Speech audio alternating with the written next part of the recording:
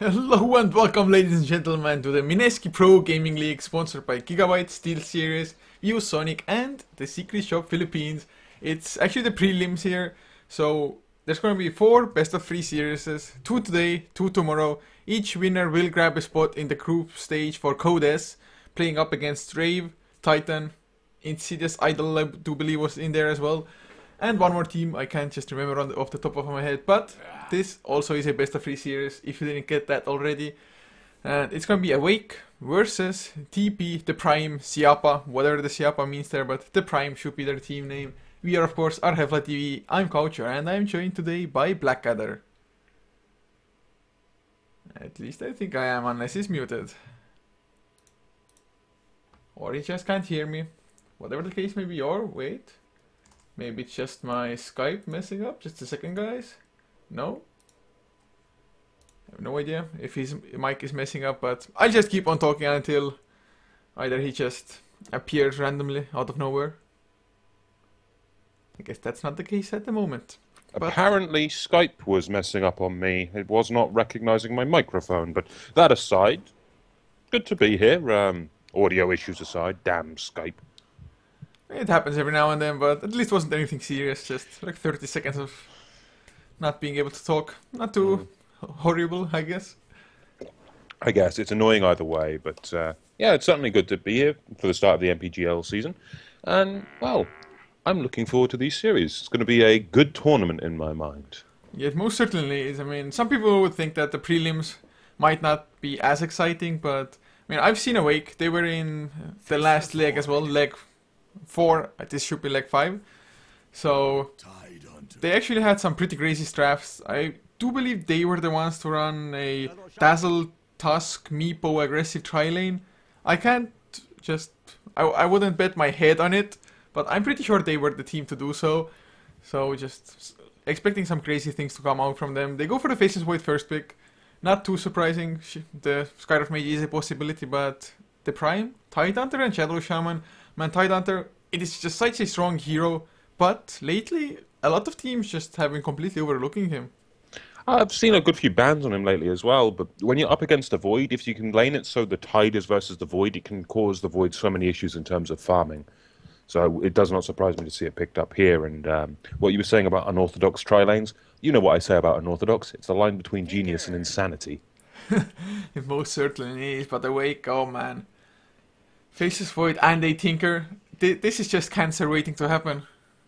Yes, we all hate Tinker and we love it, watching it at the same time, but it's going to be interesting to see if Kiilstofte can play up against this Tinker. I mean, it's not an easy one to go up against, and you'll need your Blink Daggers on your Shadow Shaman, on your Tidehunter, to be able to get up close and personal with this Tinker before he decides, oh, I'm just going to blink into the trees.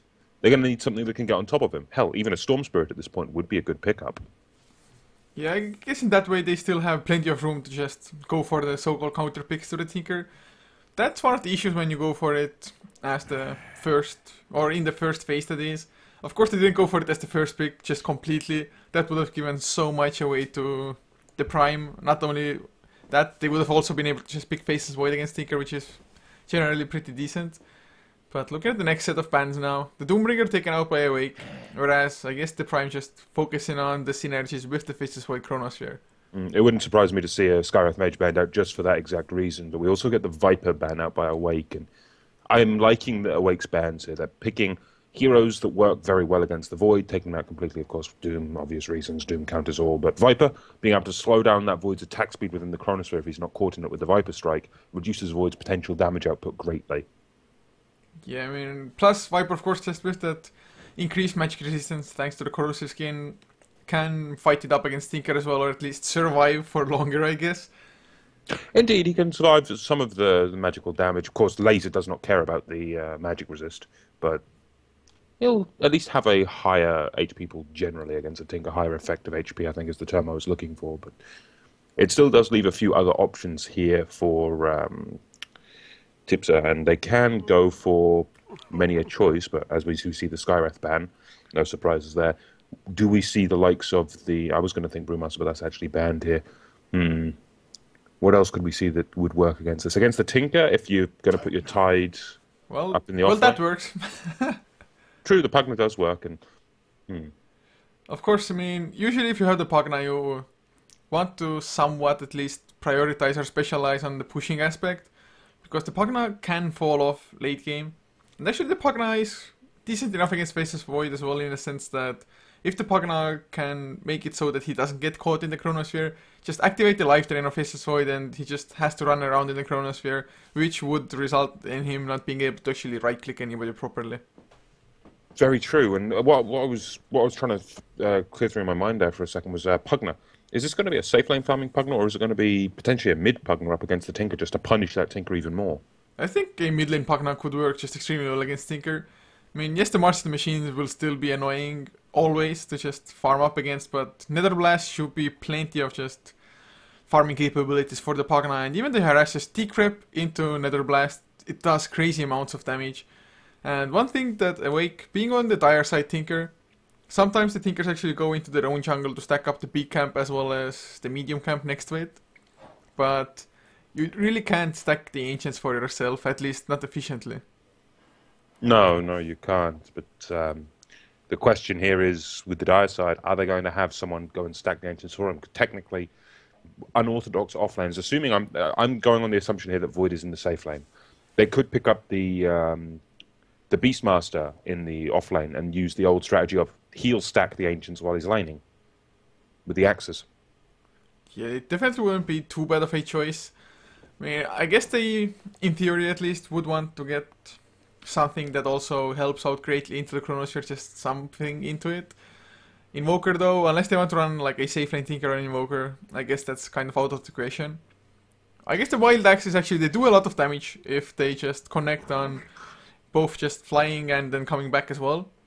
Plus, it gives a good single target CC. Sure, with the Void, you'll generally want more focus on AoE, but a Beastmaster also gives Void one of his favourite things. Oh, plus, of course, the Boar allows the Tinker to TP to it. Not the Boar, but the Hawk.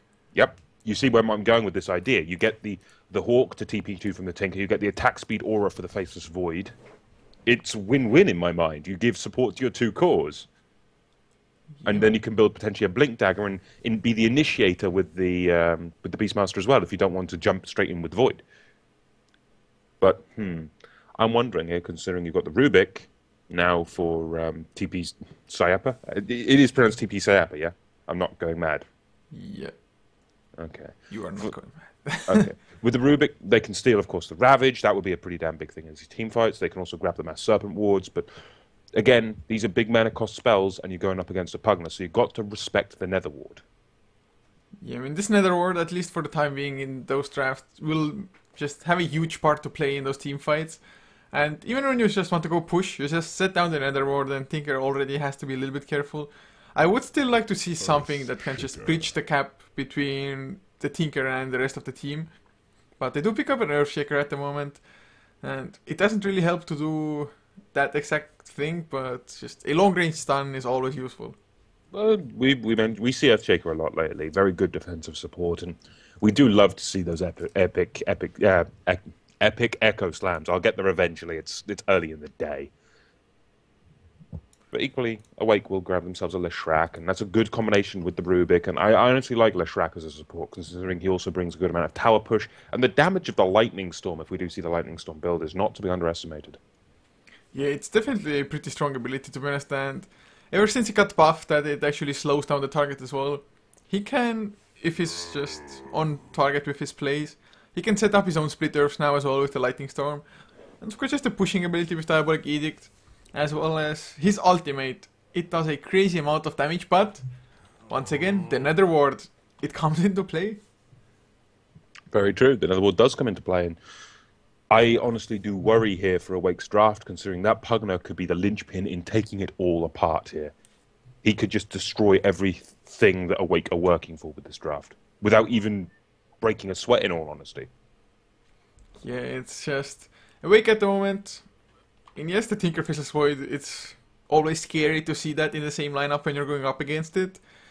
But I don't think they should be too scared. I mean, Rubik and Leshrac to follow up the Chronosphere, it's not like they have Ice Blast, Invoker Chaos Meteors and whatnot to just completely rip enemies apart in the Chrono. That's the Storm Spirit as well, so It's now the question of whether the Storm Spirit is going to be mid or the Pugna. They'll be the Storm mid. Pugna will then be in the safe lane. But an Omni Knight pickup for the last pick from Awake here. I did not see this coming, and I love seeing unorthodox heroes, as you well know, Couch. But how do you reckon this is going to work with the Omni Knight? Well, it does just buy some extra space for the Tinker, I guess. I mean, you just repel him up, and suddenly the Storm Spirit tries to chump him and can't do anything at all, like literally nothing, more or less, apart from it's just pure right-click damage. And at the moment, on the Prime, who is going to build a Diffusal Blade? They just don't have a natural carrier for it. No, they don't, and I'm wondering if they're not going to bother with the Diffusal Blade at all, which could be a bit of a mistake in my mind, but They have, as you mentioned, no one can safely carry a diff blade without just investing massive amounts of gold for very little gain. I mean, how else can they deal with this Omni Knight? What else do they have that can handle it? Do they just look to initiate on the Omni Knight with the Hex and try to bring him down before he can be an issue? Surely not, because then you've got to deal with the Void who's going to jump on you, the Tinker. Yeah, I mean, Omni Knight is going to be the just perfect bait, to be honest, if they want to target him. Or if they jump on the Tinker, Omni Knight can just keep him alive with Purification, Repel, as well as the Guardian Angel. Or the Faceless Void can just jump in with the perfect Chronospheres to follow up. I mean, yesterday, Titan versus Arrow, the first game, we saw just epic baiting from DDZ. He was on his Invoker, just hanging alone, and suddenly when Titan went on him, the Faceless Void jumped in 4-man Chronosphere just. You really can't tunnel vision onto one certain hero when you're up against a Faceless Void. No, you can't, and it's, in my mind, going to be, literally my mind here, match point to Awake just for their draft. It's going to be very hard for TP Sepia, even with that Pugna. That last pick of an Omni Knight has just thrown a massive wrench in the works in my mind. Yeah, I mean, the last pick was absolutely just a stroke of genius at the moment. I guess for the Prime, their best option is to just snowball and snowball fast. Maybe with some nice rotations, which an Earthshaker and Shadow Shaman should definitely be capable of. Just shut down the Tinker to make sure that you can actually start the Death Ball push yourself. Get the rather fast level on level 6 on Shadow Shaman, and with the Master Weapon towards that Nether Blast, just decimate tower after tower before the Tinker really becomes a huge threat. But it's going to be hard to execute it as well. I'd agree with you on that one. They need to, in all honesty, if all of the outer towers, all of the tier 1s and 2s are not dead in favour of TP Sepia in, I should think of, let's say 25 minutes, just a reasonable time frame, then it's going to be very difficult for them to fight back into this, even with the Nether Ward. And don't get me wrong, that Nether Ward is going to be very strong throughout the game, but if you can't get the tower advantage and the gold advantage over that Tinker, it may be all over but for the crying. Oh man, that's an awesome way to put it at the moment. I mean, just the Omni Knight, the Repel, it's like Tinker is suddenly, I don't care about the Nether Ward at all, not in the slightest. So, we'll see how it works out as one hero is disconnected still. Pugna actually got back into the game, but might be having some issues. I guess we can still go over the lineups as we're paused anyway. So, for the Prime, the disconnected guy, Nafari, will be playing on the Pugna, leaving Boo Boo to play the Earthshaker with Y2K on the Tidehunter, Monang playing the Storm Spirit, and the last one for them will be MST on the Shadow Shaman.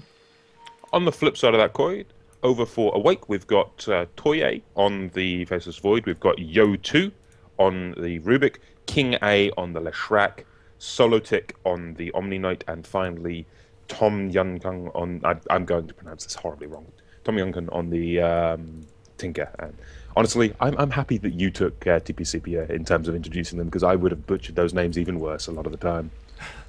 You got to do your best. Yeah, if you get it wrong, you just make a brave face and go with it. I'm used to getting it wrong. Casting some of the Swedish players' names is an absolute nightmare. But nonetheless, hopefully the Pugna will be able to reconnect shortly and we'll be able to get this game underway. Yeah, it looks like he is having some internet issues. At least the admin asked for it. They said, yeah, no elaboration, no nothing, just yes. Short and precise. Well, there's little you can do about it when your ISP decides to be a pain. And we've all been there. It's unpleasant way of the internet, unfortunately. Oh, indeed it is. Yeah, I just hate it's like you're streaming, suddenly bam, you disconnect, but only for a second, nothing else.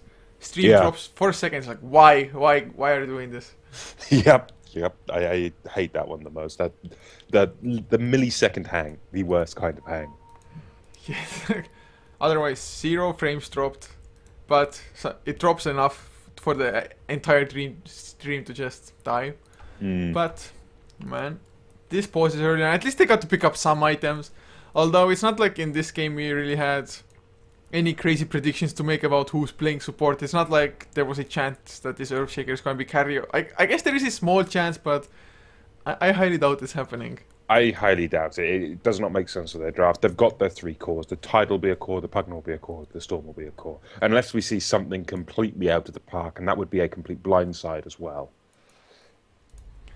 Yeah, I don't really see it happening, but maybe, just maybe. At the moment, Shadow Shaman is 100% support. Buys up the donkey for them as well. We equally have the same going over for the Leshrac. He's already got he's doubled in. He's got the wards and the courier, so we're all good there. But nonetheless, we've got this pause going, and there's really nothing much. Oh, speak of the devil, Pugna actually reconnects. I was going to say, going into 6.82, hopefully sometime soon. What do you honestly expect to come for that patch? Because I may have discussed this slightly with Hefla at times, but if we get another long pause, I'd certainly be glad to hear your opinions on 6.82. Well, I guess they're gonna maybe nerf the Anchor Smash for one a little bit on the Tide Hunter. That would actually be a reasonable one in my mind.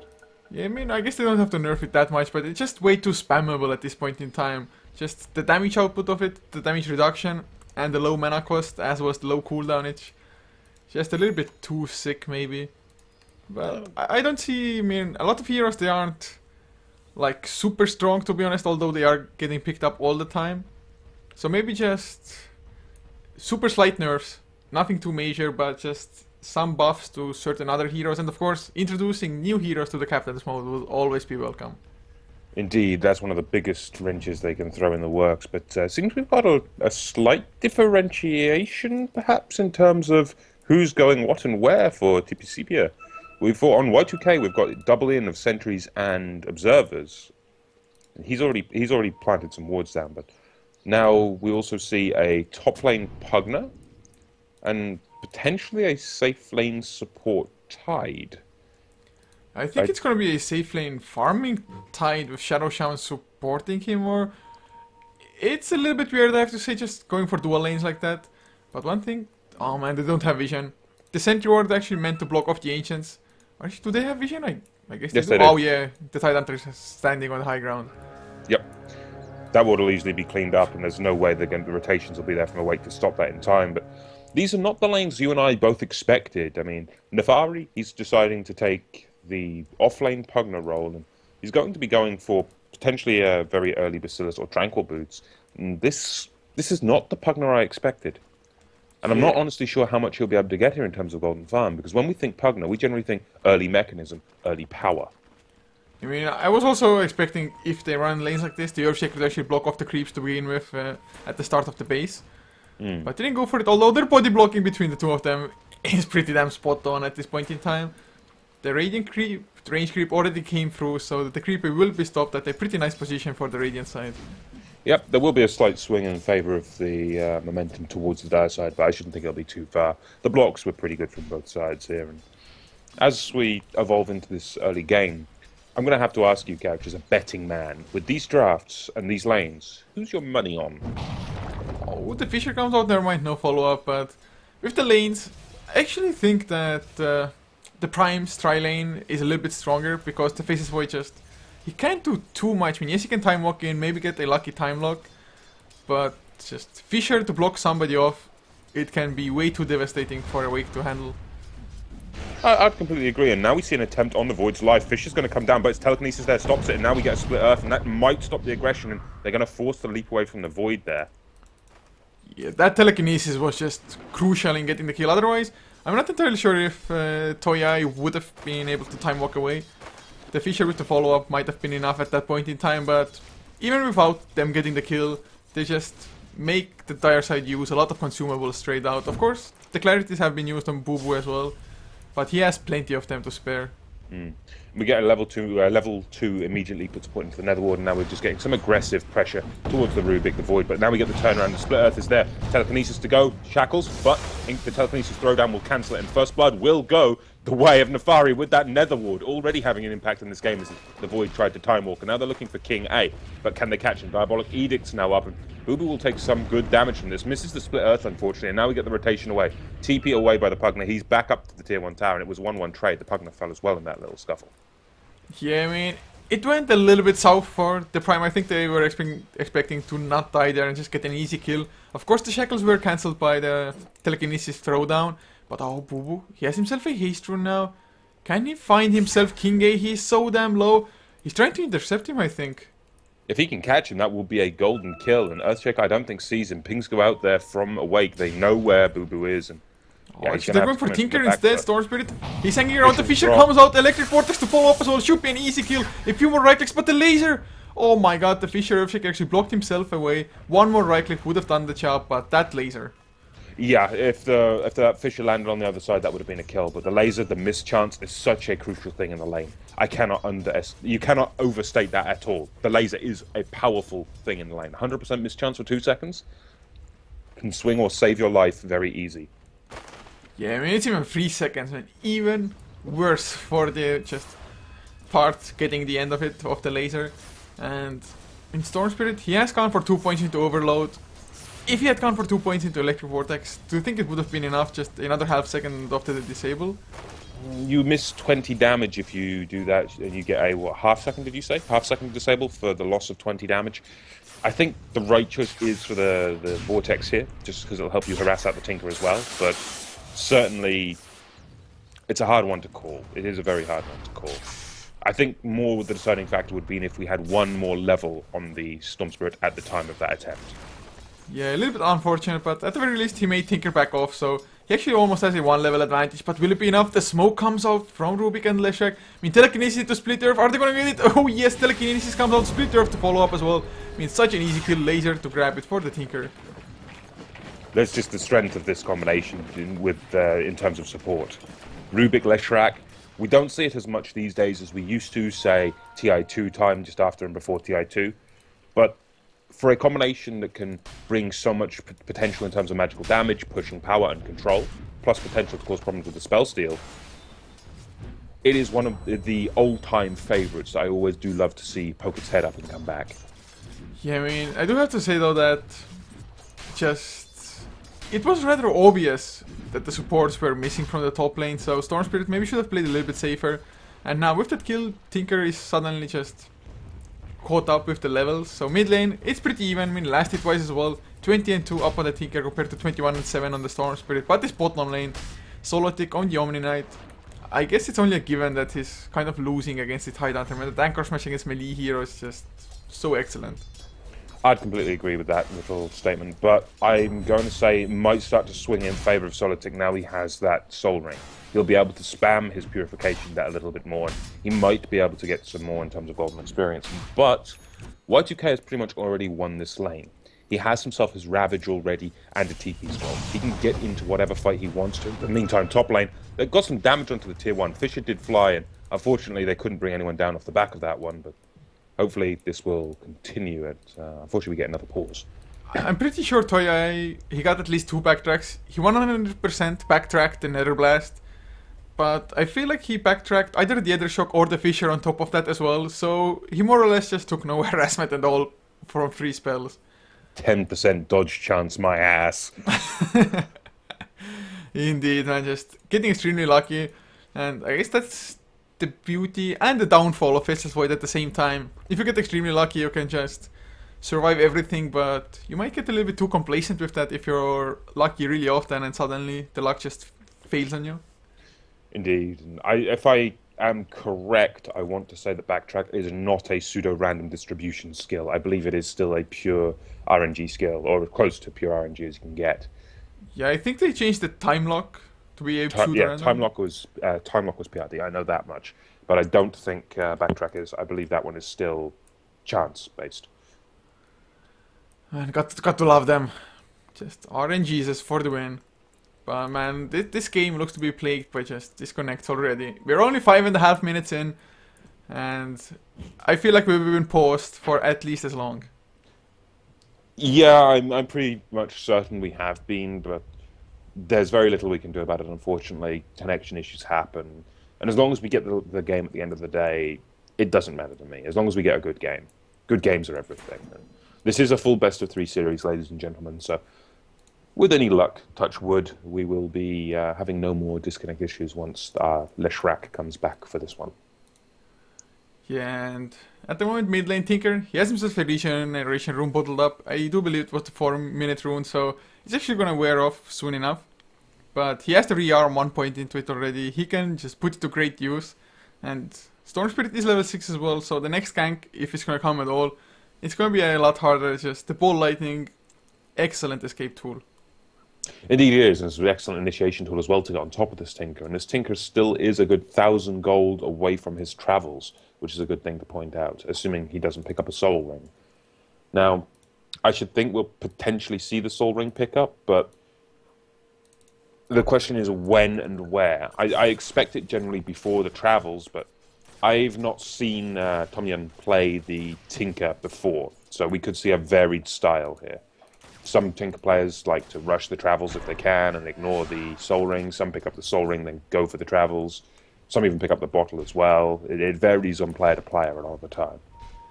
Yeah, it is just personal preference. I do believe most Tinkers do go for Soul Ring before the travels, but like you said, it's just whatever the player wants to do, and another smoke gun comes out.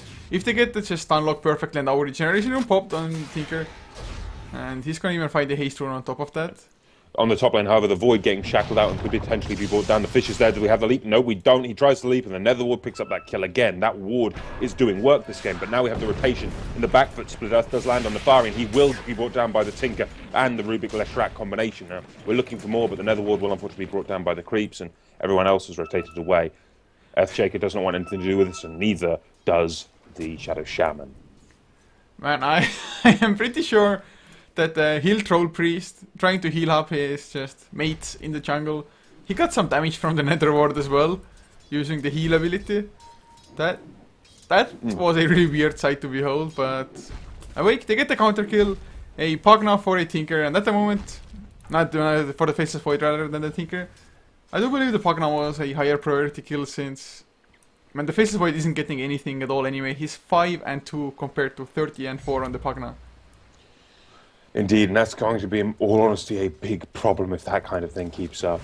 The Void needs his farm, he needs his gold, he needs some kills as well, generally, and it just is not paying off here for Awake. That the Pugna is doing good work throughout this game, but Pugna does fall off in terms of effectiveness. At some point, we will see the push start to wane and Tinker start to take over the game. But it's just a matter of time before that happens, and TP-Sepia, they're certainly doing everything possible before that point occurs in the game, and the pressure on the top lane still relentless. Nether Blast continuing to drop, and we even have the Nether Ward down as well, just keeping the pressure. But King A going to get caught out by Shackles, by the Nether Blast, and being brought down by that Fisher. That's going to be the end of that Leshrac once more. And this is becoming worrying for Awake.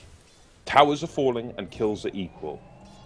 I mean, the push was slowed down just for the fact that the aggressive Trilane Pugna doesn't get as many levels, but Nether Blast is level 3, so it's gonna be enough. Actually, Boo Boo runs into YO2, but they just say hi and run past each other. Well, still, from where we sit, it's at least somewhat comfortable. But then again, bot lane, you got Solo going to be bashing away at Y2K.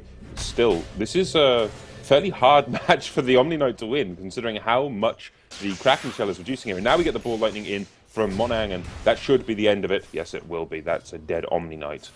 I mean, he even got the repel off just in the end, but Anchor Smash, it's physical damage, but mid lane, they might catch Boo Boo. Toya, he doesn't have the Chronosphere to just set things up, though. And of course, in the bottom lane, Monang had himself a double damage as well, so even through the repel, the right clicks will be enough, or were enough. And he's actually rushing an Orchid as well. It's probably the best item choice he can go for, just try to shut down the Omni Knight or the Tinker. Well, if you shut down the Tinker, you're going to have a much better time, in all honesty. If you have nothing on the Tinker at all, you can just push into the Tinker without much threat. He gets his longevity from the travels, from the blink, from the Dagon, and there's his burst. But he's still got his travels at a fairly quick time, has his soul ring, has the pressure starting to form. Yeah, I mean, it's a little bit scary, the Tinker being that farmed this early on. I mean, 9.5 minutes in travels, soul ring plus another 900 gold already, so if he continues at this rate, he's gonna have his blink dagger pretty damn fast as well. And just having the blink on Tinker on top of the travels makes him that much bigger of a nuisance. I would completely agree. And with this level of potential coming out of the Tinker already, it's only a matter of time before we do see that point I keep referring to, when Nefari's push will fall off and that Tinker will take over. Oh, but look at the top lane. Y2K, actually, he jumps onto King A. The Gush comes out as well. The Splitter does connect. Actually, he uses the double gear as well in Tidehunter. He's on the run now. Gonna get slowed down even further. Solitic. He has 1 point into DJ and Aura. Can they catch up to the Tidehunter? I don't think they can. Pagana's gonna come in as well, but 4 heroes are the Nether Blast. King A, he's still alive. Kraken Shell popped as Nefari. Is he gonna be enough by Toya? Y2K, he gets that 1 kill, but Fate Ball to clear up the Pagana. Actually, the Fisher is there. Y2O might be in trouble. No, the Guardian Angel does come out. And Tidehunter is in no man's land now. Anchor Smash does absolutely nothing at all. Nether Ward helps out a little bit, but that's all it does. Time Walk now. Wow, the Echo Slam spent. Toya takes almost no damage thanks to the Purification. A few more right clicks and they will bring down the Tide. Well, that's basically what happens when the Void can just reinitiate with the Chrono like that. And you start losing heroes quite quickly. But still, from where we sit, it's 5 for 5, 10 minutes in. It's still favourable here for Awake at this point regarding their Tinker, considering he managed to get into that fight and he's back farming the Ancients already. It's comfortable for him. Yeah, I mean, the Tinker is looking extremely good at the moment. Although Massive Pet Wars are down, Nether Ward, yeah, this tower is gone. Yeah, well, you mentioned before in previous casts dealing with the Tinker. You pick the type of push that cannot be stopped by the March of the Machines. Mass Serpent Wards, Nether Blast are that exact type of push. The towers will fall, and the March of the Machines cannot really repel that. Yeah, and with this tower down now, Nefari on the Pagana has a mech finished up as well. Mid lane, Monang gonna get lasered, but he's gonna be safe for the time being. That last fight did cost the Prime a little bit though. They went a little bit too deep, just 2 against 4, but the smoke comes out by 3. They do have the Ravage with the blink as well. Of course, at the moment getting disabled by the March of the Machines, but if they find the kill onto the Tinker, they can just probably easily get yet another tower for them. Well, if they can get a tower, that's going to be a very good thing for them, certainly, but Tinker is still just farming away. He's had multiple hard cap stacks, multiple medium cap stacks, ancient stacks, and now he gets a Ravage for his efforts, though, and could be brought down by 1 more Anchor Smash, but Telekinesis is up there to try to save him. The Anchor Smash, however, will buy him a little bit of time, but Ball Lightning in will finish him off. They do get the Tide in exchange, and now in comes Toy. He's looking for Monang. Chrono to drop with the heal, does catch on the Storm Spirit, but he decides to change his mind, and he goes for the Earthshaker instead, managing to bring that down. Now it's Ball Lightning versus Ball Lightning, Yo2 versus Monang, and just look at this, zipping and zapping around everywhere, and still the Storm will fall. Rubik alive and well for now, but flip side of this coin, the Pugna has himself his mechanism, and the fight just restarts. They're looking for more. MST trying to bring down the Omni Knight, but no, Toy will put the bashes onto Nefari. Shackles come out to try to ensure this, but in comes the repel. That's going to protect him from those shackles, and now we're just looking for time locks. Where are those bashes? Toy must deliver on bashes. Repel is still up, but Purification will do the majority of the damage there, and Toy will clean up the killing spree. Yeah, just a sustain coming up from Omni Knight, even without the Guardian Angel, the Purifications, not only healing up his teammates, also just 360 pure damage into the face of anybody who's close to it. So, Awake, they are looking extremely good. Yes, the Faceless Void is still struggling in farm somewhat, Omni Knight behind the Tidehunter as well. But considering that they are 2 towers behind, and just the nature of their lineup. Tinker in the jungle getting caught out by Monang. Could go potentially down here, but the mischance. The laser doing so much, but the neutral comes in, gets that final swat, adding insult to injury, but I think the Tinker's happy with that. I bet he is at the moment. I mean, it was so close. I think he might have gotten a TP away with that laser. And that laser, I can't even count how many times it saved his life now. I think 3 times so far. Potentially 4. I believe 3, though. I mean, 40 minutes in, that's a hell of a lot. I mean, just escaping certain death, thanks to that one ability. But now the push is coming in, Pagna, with his mech finished. I mean, this tower, it's on such low health anyway, and the Nether Blast will make quick work of it. Well, the Nether Blast, that's what it's there for, to be able to scrap these towers, and they do manage to finish off that tier 1 in the meantime. And do we see the push for a tier 2? Potentially. They don't have Chronosphere. Well, now they do. It just came off cooldown, and they could look to fight at the tier 2. They have enough damage to do so, but the Nether Ward is down, the Mass Serpent Wards are down, and they're still committing the Nether Blasts. This tower is going to fall. It's only a matter of time now. But you've got Earthshaker lurking on the back lines, ready to go. Does he have his Blink Dagger? No, he doesn't, but in comes the Ball Lightning from Yo, and they try to bring him down, but Rubik will fall in the meantime. Yeah, I mean, that Ball Lightning steal from Rubik, but actually tower didn't get denied. Mass Serpent was very enough, so in the end they 1-for-1 trade. Yes, I mean, hero-wise it was better for Awake since they gave away support for a core, but tier tower down, tier 2 tower down, and the Prime, that's exactly what they have to do. Just take objectives on the map, get map control, and end this game before it gets too hard for them. They honestly need to. If the Tinker, as I've mentioned earlier in the game, continues to farm at this rate, TP will have a big problem. And I am probably mispronouncing that name. Apologies, ladies and gentlemen. But I just say the Prime, man. It's easiest. The Prime. The Prime? Yeah, it's the Prime and the CPA, SIAPA, however it is. I don't know what it even means, but I know TP is the Prime. Okay, we'll call them Prime, then that'll make my life easier at least. But look at the graphs now. I mean, gold still going in the favor of the Prime at the moment, just because they've taken so many towers, as well as their laning phase farm was a little bit better off. So they have about 6k gold lead, but XP, it swinged from 2k in TP's favor, suddenly Awake, they have a 3000 lead. Well, this is one of those curious moments in the graph where I look at it and think, that's nearing a 7.5 gold lead for Prime. Sure, that's nice. However, we look at net worth, and we have a Tinker with near 9k net worth, top of the board. It's a stark contradiction, and it could still quite heavily be in favour of Awake at this point, if the Tinker can continue to farm at the rate he is. He's had so many stacks, Ancients and Hardcaps. He's been getting the kills, he's been surviving the fights. He honestly needs about 10 more minutes, though, before he becomes the threat we need him to be. Oh man, and there's a double blink pickup, Shadow Shaman and Earthshaker, both. That will make their life a lot easier, just getting close to the Tinker, or anybody else for that matter, just getting the jump on them, disables onto the Faceless Void, for example. Maybe Orchid was also finished on Storm Spirit. They do have the Ravage up. Man, this next fight, it can be huge with all the blinks that they have. I mean, they have 3 blinks after all. Tinker has the repel though, he's gonna go in onto the party, the mech comes out, saves him, but Storm Spirit kills a Faceless Void in the meantime on the bottom lane. Fisher onto King A as well. Do they follow up on this? The Nether Ward just... I don't think they can. I honestly don't think they can. If they try to push into that Nether Ward now, they could potentially all just be killed. The team is so mana reliant with the exception of the Void, and he's still been dying to that Nether Ward. It's a huge factor that you have to keep in mind and pay attention to. And one thing I want to point out as well is that Tom Yum Kung, actually once again he blows up Nefari. Man, the repel just makes him unkillable at the moment. And they waited for the Nether Ward to go down. They waited for that Nether Ward just to fall, and now they're going to go for more. But in comes the Mass Serpent Wards. Ravage should be commit, but down goes the Shadow Shaman. But in comes the Echo Slam. They get one, but a stolen Ravage will turn this around. They lose the Tinker, sure, but he buys back. Now he's in. Now you got the Chronosphere as well. That brings up down the Earthshaker, and they'll get the Tide off the back of that too. Where's the Storm in all of this? He's in the jungle. He could potentially be brought down, but no, he doesn't want anything to do with this. Or is he? Could he go onto Tom Yun here? No, Tom Yun's got a Blink Dagger. He's well enough away and safe, but what an exchange, and what a turnaround by Awake. Yeah, I mean, that Ravage steal just completely turned everything around. The Echo Slam, Ravage, it was almost perfectly used, to be honest, by those both 2 heroes. But the turnaround Rubik just making it all happen.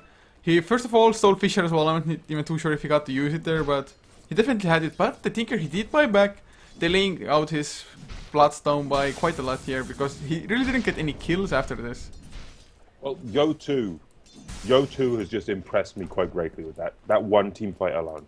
And I'm going to be keeping my eye on this guy. This guy just shown something quite special there for Awake. So, at least tower defended Solotic with that fight as well. He's actually, if he gets the last hit, yes, he has himself the mech finish now on the Omni Knight. So, they will have more burst heal coming in.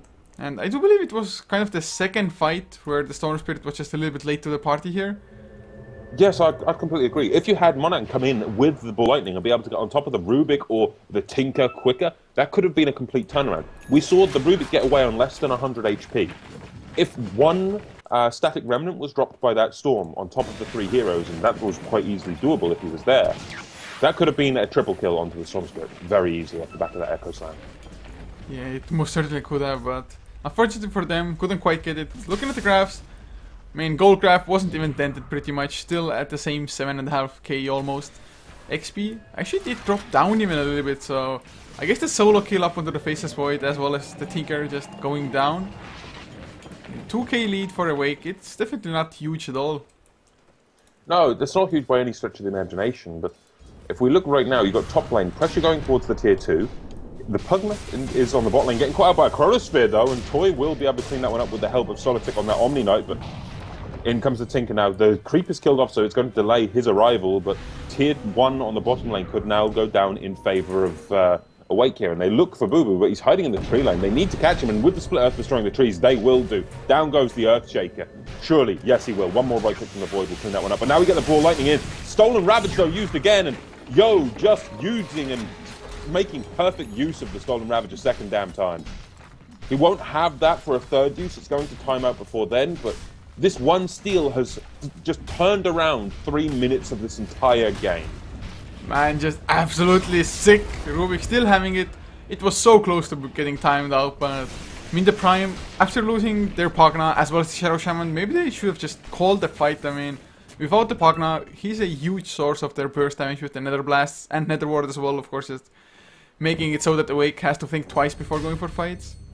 So, man, this was a 4-4-0 plus a tier 1 tower going down. That might have just been enough to completely shift the momentum in their favor. I'd completely agree. The momentum can now be seen, gold-wise, to be swinging quite heavily. What was a 7.5k lead has dropped all the way down to 3k gold. They've pretty much halved the gold lead here for the Prime. And the experience is starting to go rapidly in the way of Awake once more. This is perfect in what we need to see. Pretty much exactly what we need to see. Yeah, man, Tinker, he's only 400 gold shy of getting his Bloodstone finish now up as well. And with the Bloodstone, I mean, overall, having the Soul Booster already, he's sitting on 1.5k HP. I mean, yes, Nether Ward will be annoying, but he can most certainly attack up, at least just using some of his spells there. With the health pool, unless he's gonna get ravaged and just jumped upon by the Storm Spirit. But actually, the Prime themselves, they do have the Pipe now finished on Y2K on the Tidehunter. So might be enough for them to just sustain the fight or just go for the push pipe. Already activated as well, a little bit premature I feel like. Yeah, I would completely agree, very premature. But while this was going on, we had another Ancient stack going the way of the Tinker. He finishes up his Bloodstone, sure. They're losing their tier 2 very quickly, I might add, but they can defend at tier 3 in my mind quite happily. I mean, you've got Tinker now coming online in spades. Sure, he's missing extra burst damage to, say, a Dagon, but he is still a force to be reckoned with in this game. The March of the Machines and the regeneration he has, he can spam out March so often at this point. How do you push into it? You really just can't, at least not without having to risk dying completely when a Faceless Void jumps on you with the Chronosphere. And Faceless Void himself, he's going for a BKB, he's only a recipe away from it, has the Mithril Hammer on the courier at the moment. So once he gets the BKB as well, what's gonna damage him? I mean, they have Anchor Smash and maybe Enchant Totem from Earthshaker, but it's only level 1 still. Yeah, we didn't see the carry build out of the Earthshaker. They weren't thinking they would need it. They were thinking, yep, we're just going to force fights and win this early. But they didn't keep in mind this Tinker. This Tinker has, while Awake have been losing in terms of gold throughout the game, the Tinker has been consistently top of net worth. And that is a big threat. Sure, it's one member of the team, but it's the linchpin member for Awake. If the Tinker isn't doing well, then the entire team isn't doing well. If the Tinker is doing well, the team can recover. Ooh, the Pog9, huge trouble. MST actually blinks into the Chronosphere. He wanted to come in and help, but Monang, he's gonna come in, silence up Solitic. Actually, they pull down Toya as well. They pop the Ravage onto 3 enemy heroes, Guardian Angel. A little bit off target from the Faceless Void, so it is a 2-for-1 in the end. But Tinker, can he get more laser into Monang? He has a little bit of mana. Boo coming around as well. He has a level 2 Echo Slam. Tinker, I guess he thought Storm Spirit went to the low ground. But this tower is still most likely going to fall with the Diabolic Key. Not with an Echo Slam. If they hit the Echo, it can still be turned around, and it'll be the Echo off the back of that. They'll bring down King A. Now they're going to look for Solo Tick, but it repels on him. However, in comes Tom Young again with that Tinker. He's back. Down goes the Earthshaker. And now they just need to bring down Y2K. I don't think they can do it, but they can definitely just make him back off. He's out of mana completely. Actually, I missed it into Hex. No, it's not going to be there in time. Just the movement speed of a Shadow Shaman a little bit too slow there. It's the downside of Shadow Shaman. Sure, you get the blink, you've got high mobility, but he still is one of the slowest heroes in terms of movement speed across the map. I mean, his base movement speed is, what, I believe 285, one of the slowest in the game. Yeah, it's absolutely horrible. There's no way around it. Just Crystal Maiden levels of movement speed. So it's one of the downsides of the hero, unfortunately, but he does bring so much control to make up for that lack of mobility. And actually, speaking of mobility now, Solotic, he has himself a Blink Dagger on the Omni Knight, just to stay at the back lines, to make sure he's not the one getting orchided up by the Storm Spirit, and just blink in with the Purification, Repel, and potentially Guardian Age as well to save just their teammates. Well, on the back of that, we do have a smoke coming out of Prime. If they can get a good jump in, potentially with Ravage, if they have it, they could turn a fight, but they don't have Ravage for 54 seconds. They could try for a Roshan, sure, Mass 7 wants to commit, but King A is right here. They're going to drop on us over on the high ground and realize, yeah, we may have just done goofed, and what it will take is one initiation. Now you've got Tom on the high ground, and he's going to start dropping March. But still, they're waiting. Now you've got Mongan. You're going to go straight onto Toyan. If they can bring him down before he can chrono, that's huge, and they successfully do manage to do so. They weren't seen in the pit. They didn't actually scout the pit, and King A will drop a Split Earth. Unfortunately, it's onto a BKB'd Storm, and Storm will clean up the killing spree. That was so weird from Awake. Did it get, I guess Split Earth, does it get vision nowadays? I'm not entirely sure it gives vision. No, Split Earth doesn't give vision, but it's still a case of you had everyone there, and I may have thought that the Mass Serpent Wards, you can hear the audio sound of it if you're close enough, even if you're in the fog, but yeah, they definitely knew it was going on, but Tinker is coming back in with the repel. Oh, just burst it down with Shadow Shaman. Poor supports. They get the telekinesis on the Nefari as well. Man, just 2 heroes down already. Immediately Solotic gonna get silenced up. Monang, is he gonna get the kill? Nope, the Guardian comes out in time. Purification as well. Monang still trying to just nibble away at him, but Guardian a little bit too strong with the Health Regeneration and the bonus armor.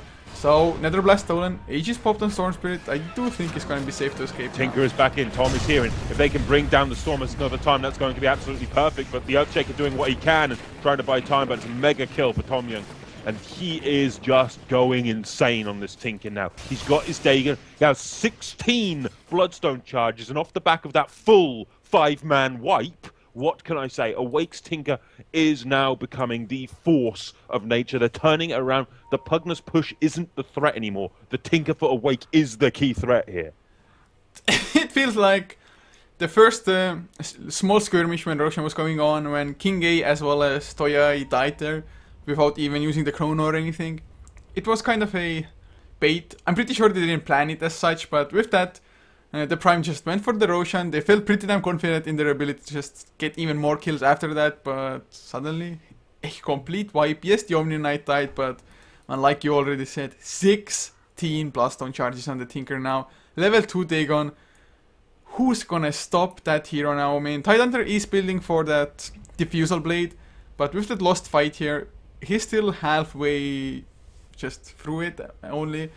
So this Tinker, I mean, he's 5k net worth above everybody else. He is the savior and charge executioner. He's everything, man.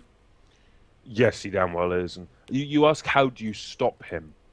You need to get the Orchid on him. You need to get the Storm on top of him. Problem, Omni Knight. While you've got the Executioner pushing power and such being the Tinker, Omni Knight is the Guardian. He is there to protect this Tinker's life, and I still think the Omni Knight pick has completely thrown a wrench into Prime's work here. It has just done so much in terms of protecting the Tinker in these fights. Yeah, I mean, this Omni Knight, this pick, man, we talked about it straight as we saw it. We were like, suddenly Awake's lineup, it is superior, unless the Prime just completely snowball out of control, which they did get a pretty decent amount of towers, I mean, but 27 minutes in, there's still an outer tower remaining, and that's a position you just cannot allow yourself to be in. And looking at the Goldcraft now, it is all but zeroed out. I think if it updates after this tier 1, it's going to be zeroed, maybe even slightly favoring Awake, and XP 12,000 in their favor. I mean, if you look at the net worth charts, it doesn't look as bad considering that the Prime's 3 cores are number 2 to 4. But BKB, Fiends and Faceless Void and this Tinker just absolutely berserking left and right all around the map. Yeah, and I'm actually wondering if we could potentially see an Blade come out from Tomyum at this point. Since, if you think Blade in this game, what is it going to accomplish? It's going to help burst down the Tide. It's going to help burst down the Pugna and such. Sure, there is already one form of ethereal form on the battlefield in the form of Mithralis Pugna, but having Blade is just so much damage to this Tinker at this point. Tinker, is he gonna have enough? Actually, the silence comes out, but little does he care. I mean, Dagon just... You can still use it even though the Orchid is there. So... Chronosphere used, but for that one kill, it's definitely worth it. And now Nafari, he gets Omninite, the Hex comes out as well, the Life Drain. Is it actually gonna be enough before he does anything at all? BKB activated from Toya, gonna go for Nafari. They did get the Omninite at the very least, but suddenly the Dagons, heat-seeking missiles in the face, double kill for Tom Yum. And now, actually, Y2K and Boo Boo, are they even safe? It looks like they are, but a 3-for-1 exchange. If these trades keep happening, Awake are just going to completely snowball. We saw what was a 7.5k gold lead for Prime at around 16 minutes in this game. It's now breached the side of Awake on the graph. Finally, they have a lead, and they're starting to snowball out of control on the graph alone. We can see in the last 4 minutes a 7,000 gold swing near enough. It's absolutely nuts. Same for Experience. Experience has been in favor of Awake for so long. You've now got a 14,000 experience lead for Awake, and that's this Tinker making space, getting those kills. He's level 19, for Christ's sake. I mean, I guess Storm Spirit is level 17 as well, but he's really the only one who can even slightly just try to keep up. Gem actually picked up an Earthshaker as well. I am a little bit afraid that they're just gonna lose it straight out almost. Or maybe if then give it to the Storm Spirit who has a BKB as well, has the best chance of surviving. Unless he gets chronoed, then he's screwed as well anyway. But Tinker 19 Bloodstone charges this.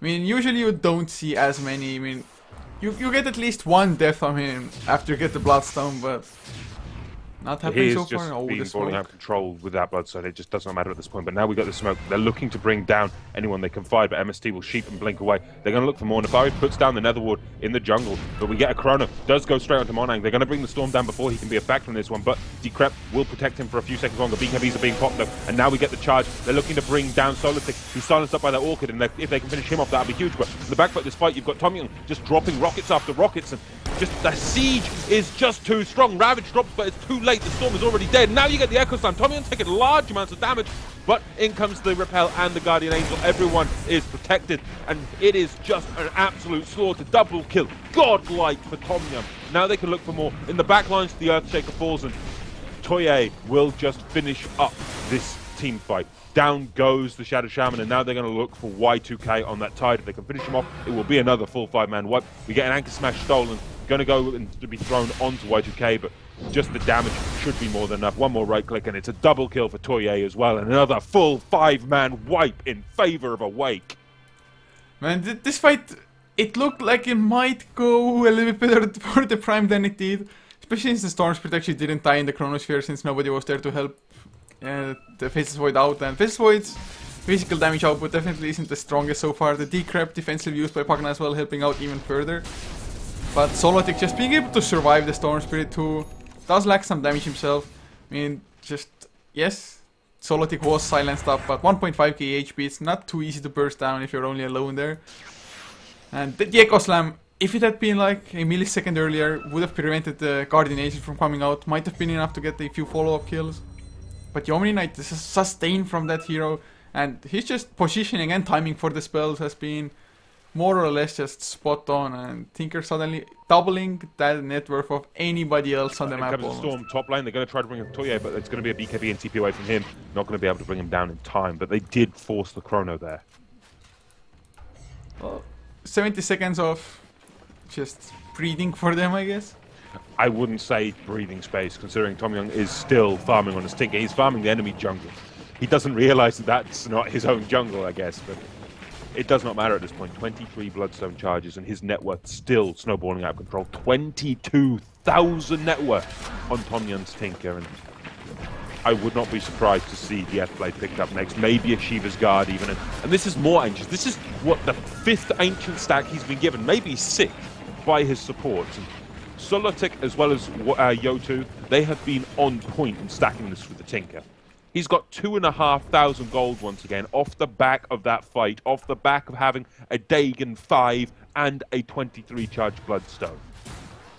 Man, the funny thing is now that even if he dies, it's an instant respawn. Yeah, Exactly, so the Prime, they're gonna have to deal with him twice, potentially even 3 times if he decides to buy back after dying twice, although I'm not too sure if he's even, or if TP are able to bring him down twice. It'll be very, very difficult in my mind to kill that Tinker a second time. Plus, when he dies, the heal onto his teammates. Yeah, very true. That heal will be very large. And Awake do manage to pick up a Aghanims on the Void now, so he's got that shorter cooldown, only 1 minute. And we had a smoke popped by Prime, and they were lurking around. They were looking for whatever they could find, and it's rough though. It is very rough. Even if they found someone, the Tinker could be there in a blink of an eye. And we've seen what this Tinker is capable of, and I mentioned F-Blades. That's an F-Blade Tinker, Dagon 5. Someone, somewhere, is gonna die. I think it's not limited to a certain someone. I think everybody's gonna die. You think we're gonna see a Rampage Tinker? Yeah, I don't think he can get actually all of them. But we'll see, and we're setting up for this one. We've got a smoke this time popped by Awake, repel up onto the Tinker. They want to try to find something, and they've surely realised that's an illusion. They don't, and now we get the jump in, the Chrono onto Nefari and onto MST. But in the meantime, Tinker does do some good damage on the way. Okay, brings down one, beyond godlike. In the meantime, the fight starts to fall out of control on 2 fronts. You've got Monang trying to do some damage in the middle of the fight, but Tomang just comes in. F-Blade, Dagon, Laser, triple kill. Now looking for anyone else he can fight. But it's a TP away from Monang. He's going to be safe. And Earthshaker is well enough away as well. He TP'd out of that one.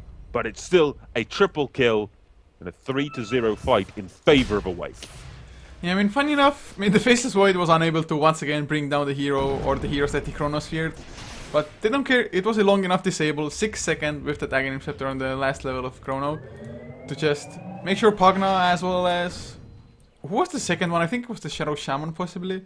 Yeah. They were unable to do anything, and double E-Blade Dagon brought down the Tidehunter before he got his Ravage off, and he's the one carrying the Diffusal Blade as well. So, nothing to pop the Guardian Angel, which actually wasn't even required for this fight. And I just think the Prime, their pushing days, their fighting days, they are over. I am inclined to agree, and we've got to consider this is now a 26 charge Bloodstone Tinker. That is insane. I don't think I've ever seen that many Bloodstone charges from a single hero. But he's going to look for more. He's looking for Mong, and if he can find him, that will be huge. But in comes the Chronosphere, going to catch onto Monang, and he will go down as well as MST. That's a double kill the way of Toye. And we mentioned repeatedly this Tinker is a threat. The Void is not to be underestimated either. He's got an Aghanims, BKB, and Maelstrom. Sure, he doesn't do too much outside of the Chrono, but anyone caught in that Chrono will die near enough to that Void. Yeah, and take a look at him. He's in the enemy base. He's like, yeah, guys, this is my base now. Get the hell out. And oh, actually, I thought Y2K might be able to survive, but the stuns onto Tinker, no repel is there. Yep, and now he Omni potentially Knight. go for more kills. They're going to go onto the Earthshaker. Is he going to hang around for Nefari? Quite possibly, but he's going to just TP away while he's still in the base. And down goes the tier 2.